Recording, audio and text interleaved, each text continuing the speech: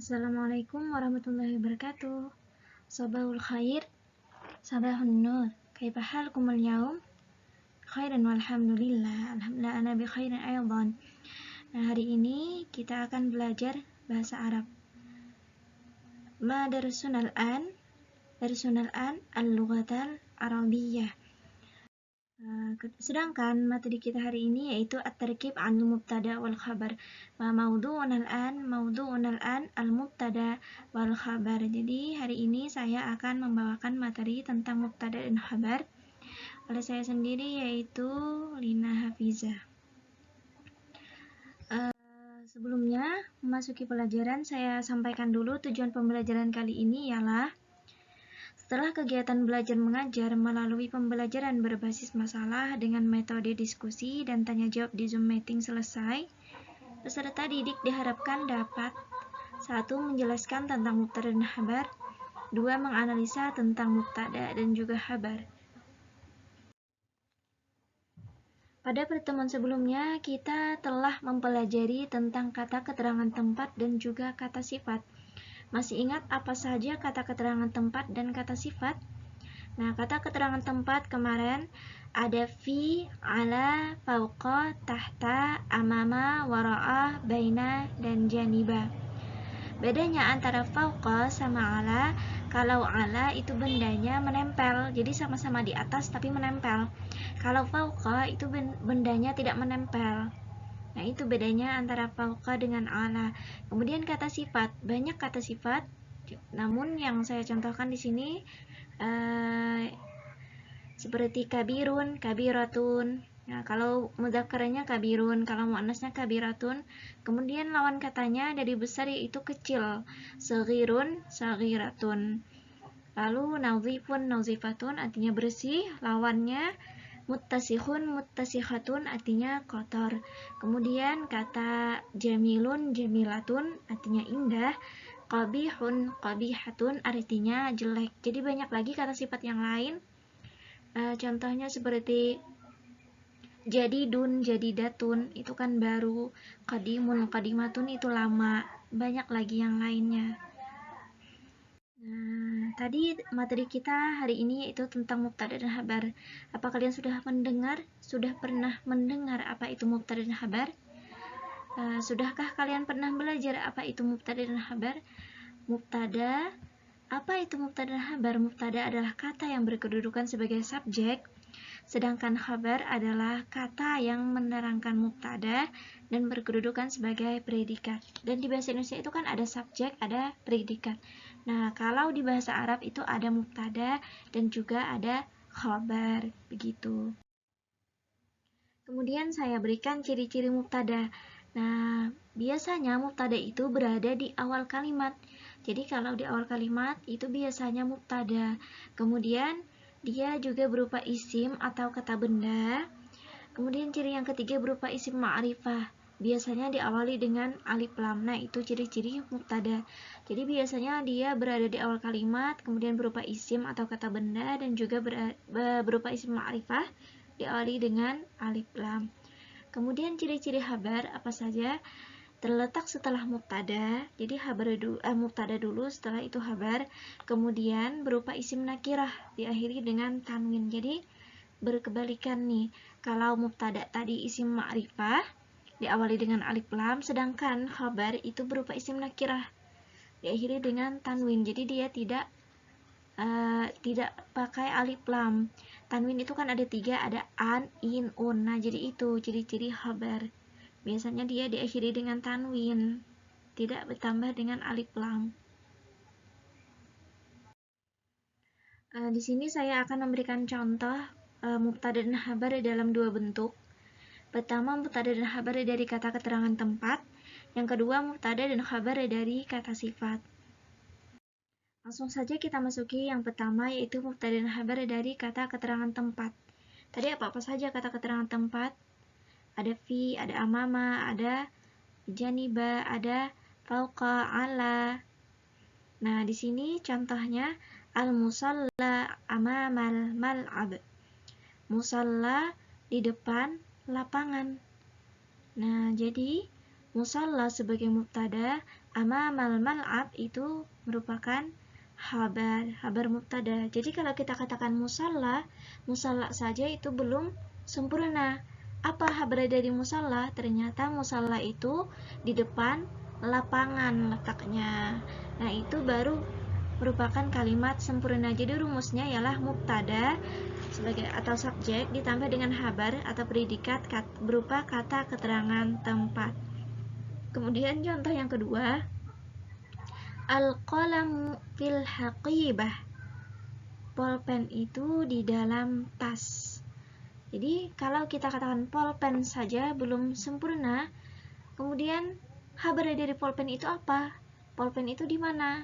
Apa habar dari polpen?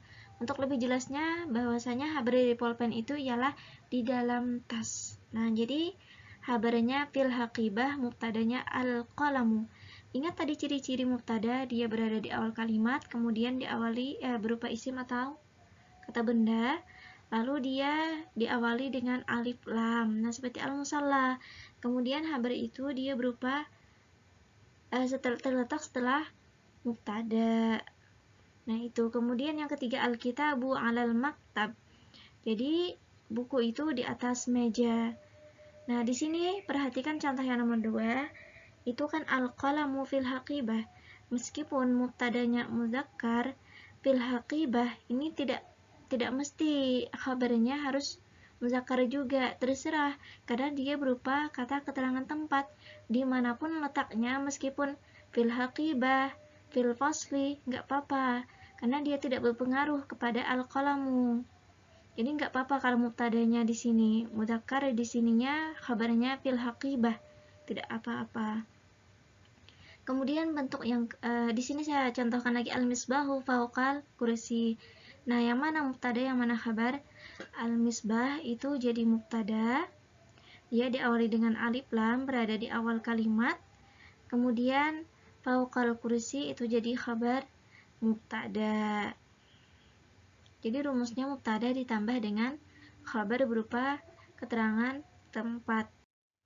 Kemudian bentuk yang kedua yaitu mubtada dan khabar dari kata sifat. Di sini coba kalian perhatikan, ada kolom mudzakkar dan juga ada kolom muannats. Nah, jadi harus diperhatikan untuk membuat mubtadanya, baik itu mudzakkarnya ataupun muannasnya.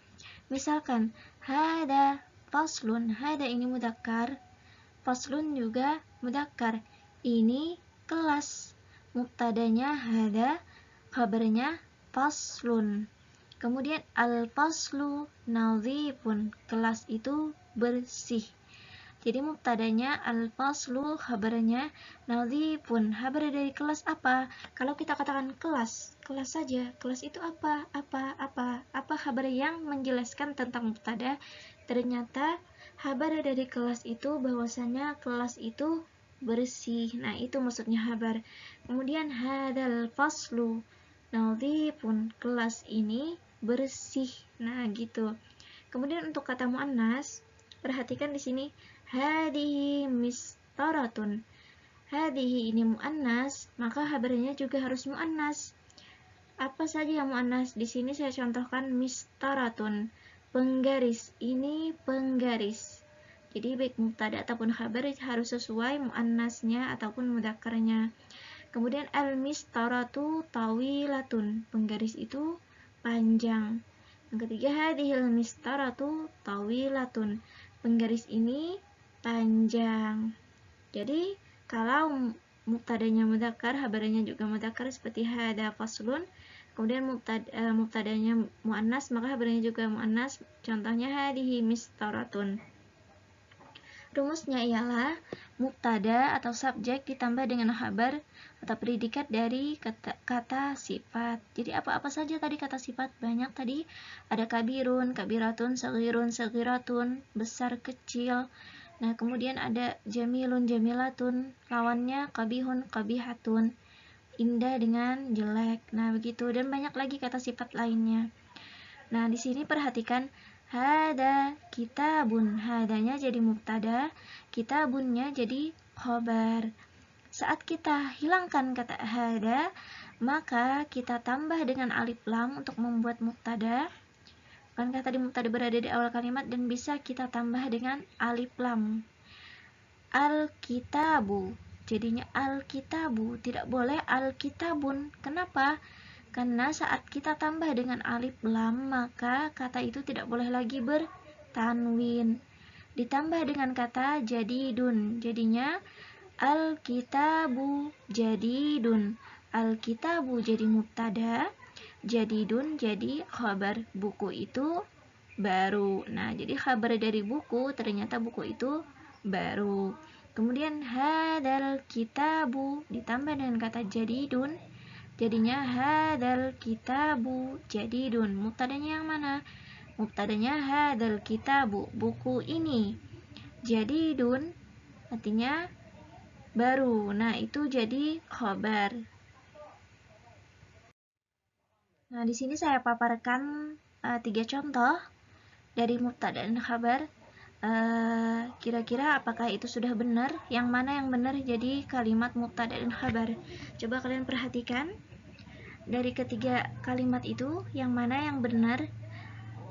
Jadi mubtada dan khabar. Pertama al-haqibatu jadidun, yang kedua al-qalamul jamilu, yang ketiga faslun nadhifun. Benar apa salah? Ayo pikirkan dulu. Benar apa salah? Nah, ternyata yang pertama itu salah. Yang kedua, benar apa salah? Salah juga. Yang ketiga, benar apa salah? Salah juga. Yang benar gimana? Al-haqibatu jadidatun. Kenapa jadi al-haqibatu jadidatun? Ternyata ini jadi salah. Seharusnya saat mubtadanya muannas, maka khabarnya juga muannas. Jadi tas itu baru. Enggak boleh al-haqibatu jadidun, tidak sesuai dia. Mubtadanya muannas tapi khabarnya malah mudzakkar. Yang kedua yang gimana? Apa salahnya? Kenapa jadi yang kedua itu salah? Yang benarnya gimana?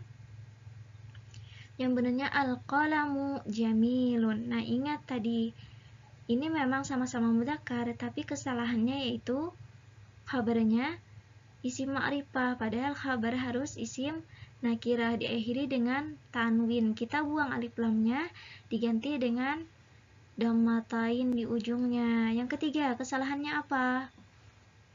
Yang benar gimana? Nah, yang benar al-faslu nadhifun. Nah, mubtada itu jangan pakai tanwin. Mubtada dia harus isim ma'rifah. Jadi kita tambah dengan alif lam. Ya, gitu. Paham? Bagaimana tentang mubtada dan khabar? Pokoknya dia harus sesuai mudzakkar ataupun muannasnya. Jika mubtadanya mudzakkar, maka khabarnya juga harus mudzakkar. Kemudian tadi ingat ciri-ciri mubtada. Dia berupa isim ma'rifah. Biasanya diawali dengan alif lam, sedangkan khabar itu berupa isim nakirah diakhiri dengan tanwin. Jadi jangan sampai salah lagi pembuatan mubtada dan juga khabar.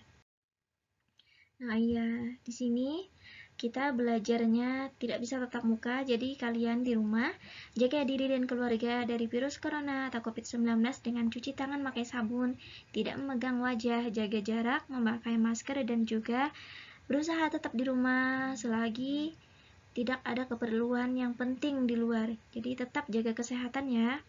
Semangat terus belajarnya. Ya, kesimpulannya ialah mubtada adalah kata yang berkedudukan sebagai subjek.